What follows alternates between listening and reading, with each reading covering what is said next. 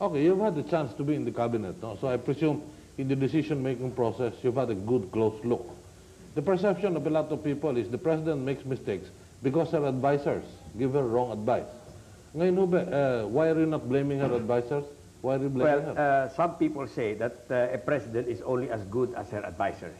That is assuming that she has no brain of her own or that she is completely incompetent.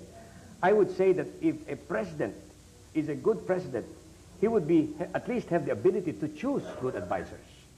And that is an essential requisite of a good president, to surround himself or herself with good advisors.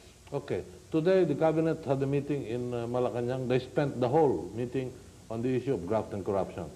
Apparently, the administration feels that something has to be done. This is part of what you raised as a valid issue. Now, well, I don't want to call them propagandists, but friends of the administration say that there is corruption, but it is not at the top. It is at the bottom. Response, please. I don't agree with that. I think that is palabas. I think this is public knowledge, that graft and corruption is one of the greatest failures of this administration. This administration, and I was present when Aquino made that promise to the people that aalisin daw lamang niya, aalisin daw kapag siya'y inihalal ng bayan, hindi lamang ang gambling casinos, titigil daw niya ang graft and corruption. But many people believe that the graft and corruption during the first 2 years of this Aquino administration matches the last years of the past regime. When you were in the cabinet, we're going to talk insurgency in a few minutes. When you were in the cabinet, were you aware of any counterinsurgency program being implemented by the administration? None, and that's the reason I resigned as Foreign Secretary. I wanted an all-out, comprehensive anti-insurgency policy, and I was fighting for that. And when President Aquino ignored my importunings to have such a policy, I resigned.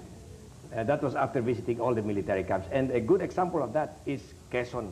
And the best evidence, or Exhibit A of that, of how bad the peace and order situation is, and is Governor, one of your guests tonight, Governor Eddie Rodriguez, who was kidnapped at the height of the campaign. So at the time when I was about to proclaim, he was not there. So much so that I asked for a postponement of the elections in Quezon. So you've mentioned that there's no counterinsurgency program in the administration. None. In your incumbency as Foreign Secretary, there was no foreign policy. In my opinion, there was no direction.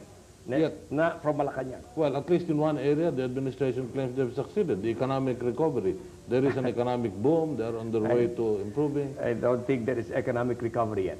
I disagree with that. Do you agree that steps have been taken to improve the economic picture? Well, there have been steps taken, but it's not going into a definite direction. That is one of my, that was one of the things I mentioned in the letter. Okay. Would you like to say a parting word? Well, I'd like to just address a very brief appeal to our people, ang mga minamahal nating kababayan, lalo na yung mga nakikinig dyan sa kanilang mga bahay. Hindi ko na isasali yung mga nasa katungkulan, lalo na yung matataas ang katungkulan. At hindi ko din isasali yung mga nakikinabang sa administrasyon, itong current administration. Ang gusto ko sanang gawin ngayong gabi ay magtanong lamang ng tatlong tanong. Are you better off now than you were 30 months ago, before this administration took over?